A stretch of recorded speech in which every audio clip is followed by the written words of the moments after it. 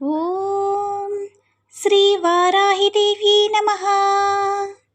ఓం శ్రీ వారాహిదేవి నమః. అమ్మవారి భక్తులందరూ కూడా నమస్కారం అండి. అమ్మవారి ఆశీర్వాదంతో, ఆ తల్లి చల్లని చూపుతో అందరూ కూడా సుఖంగా, సంతోషంగా, అష్టైశ్వర్య, ఆరోగ్య అభివృద్ధితో ఉండాలని మనస్ఫూర్తిగా కోరుకుంటూ ఈరోజు ఈ వీడియోని మొదలు పెడుతున్నాను. ఈరోజు వీడియో ఏంటంటే, అసలు ఎందుకో అస్సలు తెలియడం లేదమ్మా.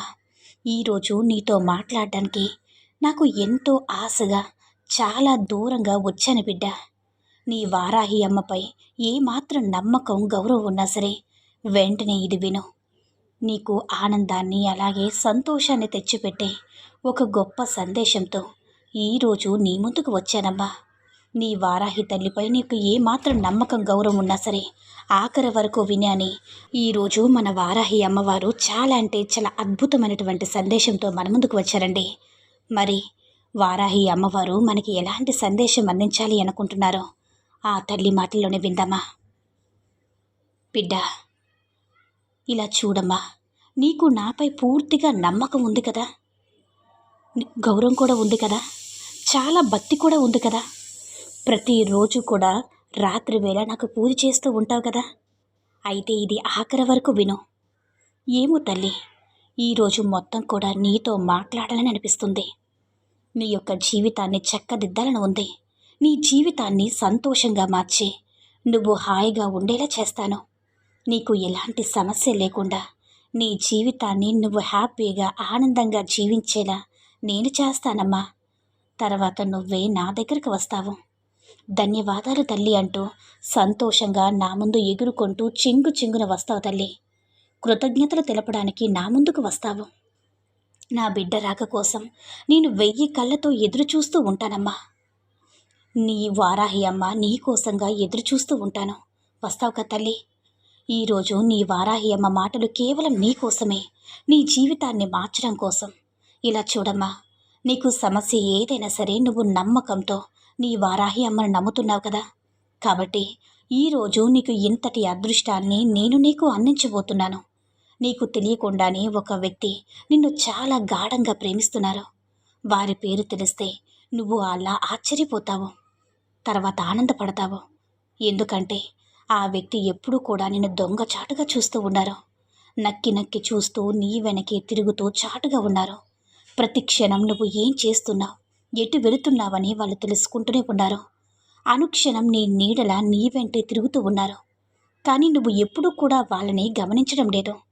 ఈరోజు నువ్వు వారు ఎవరో తెలుసుకోగలిగితే నిజంగా నువ్వు ఎంతో ఆశ్చర్యపోతావో.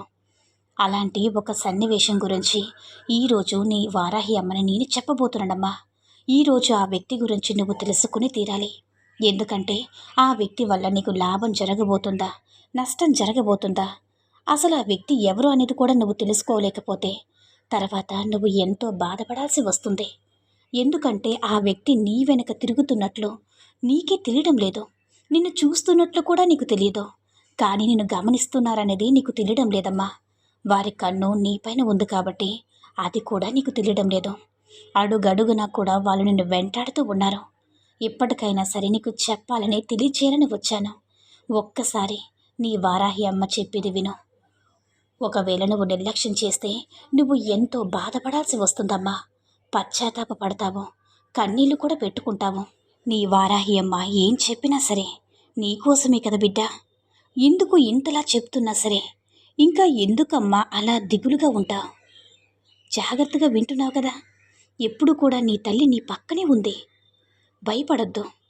చెయ్యి పట్టుకునే మరి ఈ సందేశాన్ని నీకు వినేలా నీకు ధైర్యాన్ని నేను చెప్తూనే ఉన్నాను.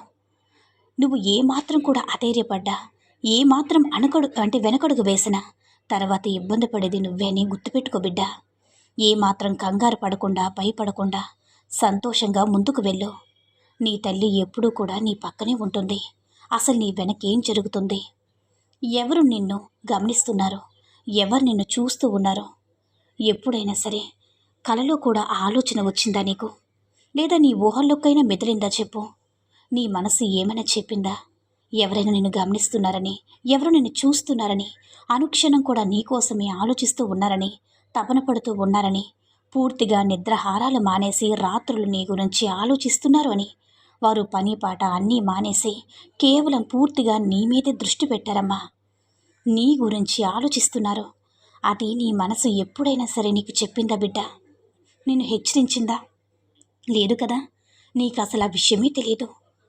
అసలు ఇలా జరుగుతుందని ఆనవాళ్ళు కూడా నీకు కనపడలేదు. అవునా కాదా? నువ్వే చెప్పు. అయితే ఈరోజు చెప్పేది జాగ్రత్తగా విను. నిజంగా ఈ సందేశం నువ్వు చూస్తూ విన్నట్లయితే నీ వారాహి అమ్మ నీకు ఏదో చెప్పబోతున్నారని అర్థం చేసుకో బిడ్డా. నీతోనే ఉన్నారని అర్థం చేసుకో. ఇలా చూడమ్మా, నీకంటూ ఒకరున్నారు. నీపై ఎంతో ప్రేమగా చూపించేవారో. నీ పేరనేది వాళ్ళలో ఒక మంత్రంలాగా వినపడుతూ ఉంటుంది. ఈరోజు నీకు ఆ సత్యాన్ని చెప్పడానికి వచ్చాను. నీ ఆత్మను కదిలించేది నువ్వైతే.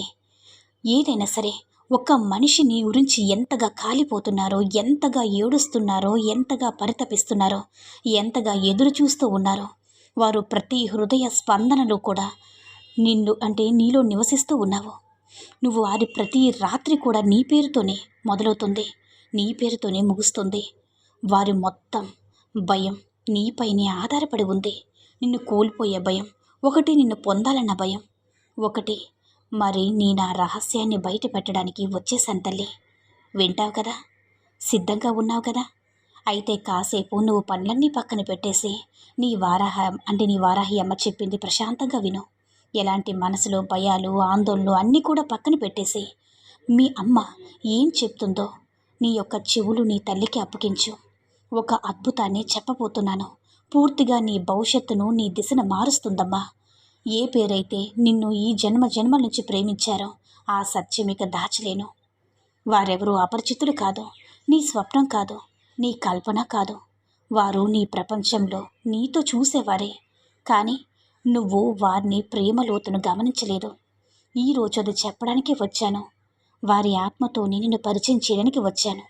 ఇలా చూడమ్మా, వారి ప్రేమ నీ రక్తనాళాల సహచరి. నీ ఆత్మలో దాచిన అర్ధభాగం. ఎందుకు ఇలా చెప్తున్నంటే ఈ క్షణం సాధారణమైనది కాదమ్మా అని నువ్వు గుర్తిస్తే నీ తల్లి నీతో మాట్లాడుతున్నారని నువ్వు అర్థం చేసుకుంటావు. ఆ సత్యం వైపు తీసుకువెళ్తాను. అది లోతుగా నేను కదిలించేది.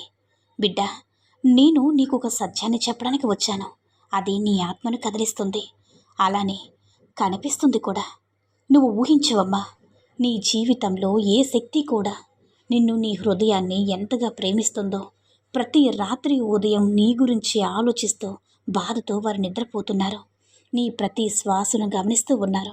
ప్రతి హృదయ స్పందనను కూడా గమనిస్తూ ఉన్నారు. ఎక్కడ నిన్ను కోల్పోతాను అన్న భయంతో వణికిపోతూ ఉన్నారు. వారు అపరిచితుడిగా ఉన్నారు, కానీ కొత్త వ్యక్తిగా ఉన్నావు. వింతగా ఉందా? నువ్వు భావిస్తున్నావు కదా, ఈ ప్రపంచంలో నన్ను అంతగా ఎవరూ అర్థం చేసుకోలేదు అని.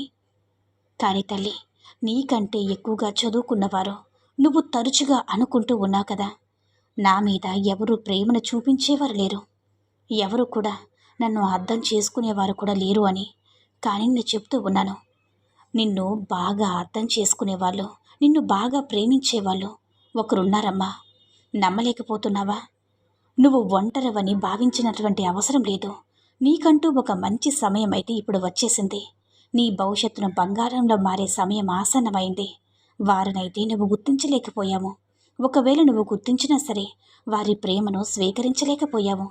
నువ్వు ఇప్పటికీ ఆలోచిస్తూనే ఉన్నావు కదా, వారు ఎవరు నిన్ను ఇంతలా ప్రేమించేదని. రాత్రులు నిద్రపోకుండా నా గురించి ఆలోచించేది ఎవరని అనుకుంటున్నావు కదా. సరే విను, నువ్వు సర్వసాధారణమైన వ్యక్తివైతే అస్సలు కాదమ్మా.